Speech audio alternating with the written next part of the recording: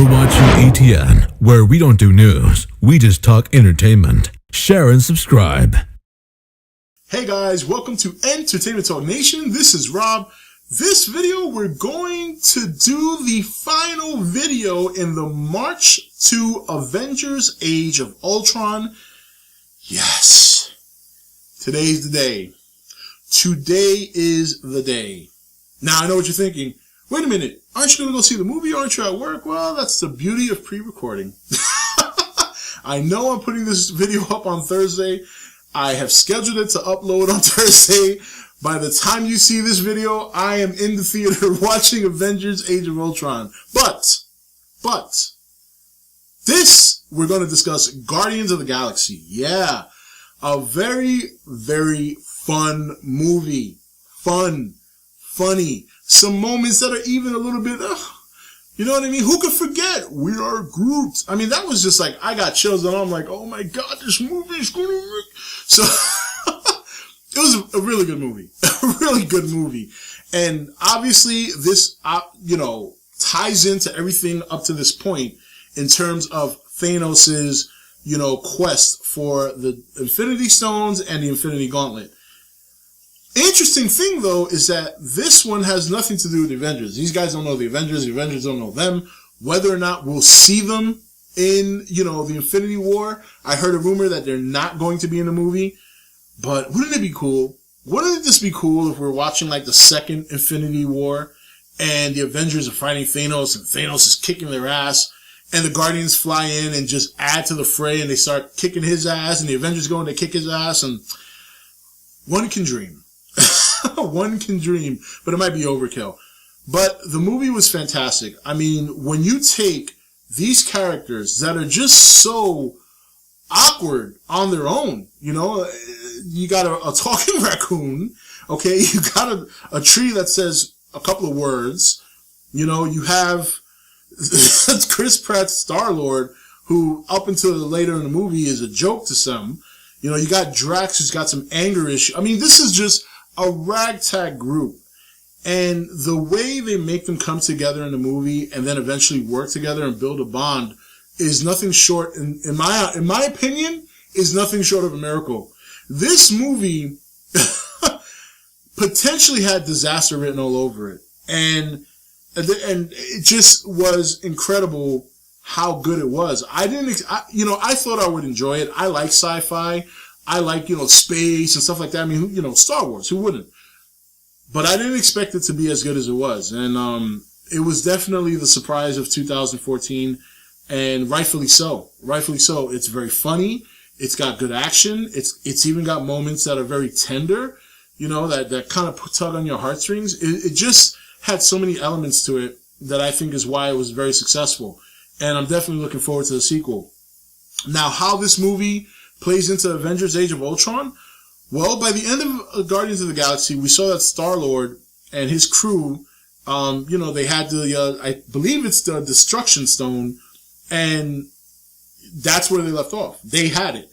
So, somewhere between now and Infinity Gauntlet Part 1, I say Infinity Gauntlet, Infinity War, but the comic was called Infinity Gauntlet.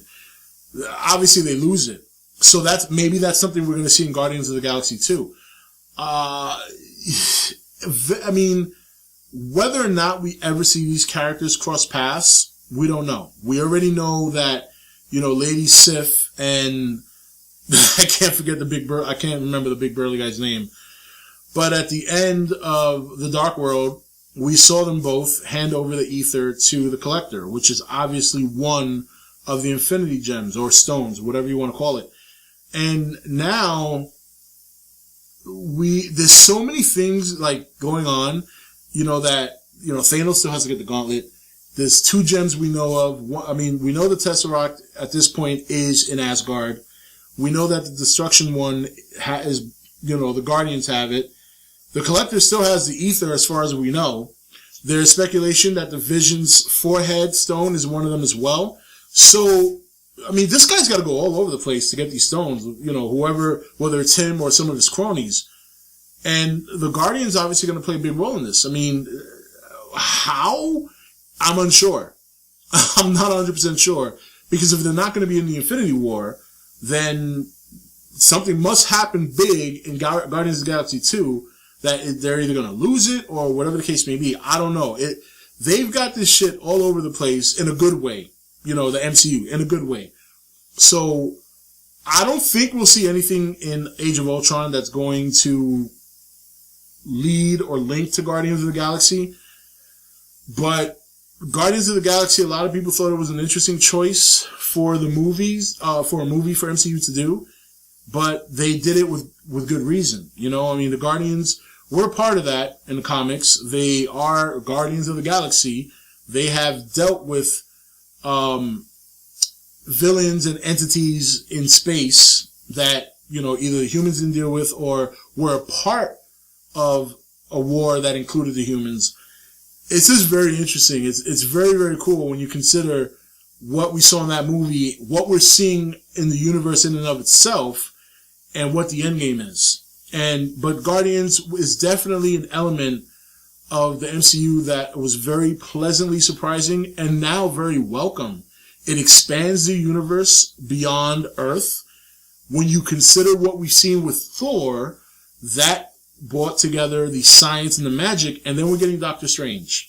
And Doctor Strange now is going to look normal after seeing Thor and after seeing Guardians. So they've done an excellent job of setting up their universe, establishing these characters, and linking them all together. And I would love to see the Guardians meet the Avengers at some point. I don't know if it'll ever happen. It'll be too much. You got 5 Guardians, you got however many Avengers, but we'll have to see. We'll have to see. The next 4 years are going to be incredible. That's all I got to say. Next 4 years are going to be incredible. But anyway, guys, that's it. This is it. That's the end of March of the Avengers, Age of Ultron. The next March series will be Jurassic World, where we will, for 3 weeks, review the 3 movies leading up until the release of Jurassic World, and then go from there. Anyway, guys, have a good one. This is Rob signing off for E.T.N, where we don't do news, we just talk entertainment. Take it easy. Thank you for watching E.T.N. Don't forget to comment, share, and subscribe. Join the nation's Facebook page to meet other subscribers or visit E.T.N's Facebook page and Twitter page. Links for all are in the description.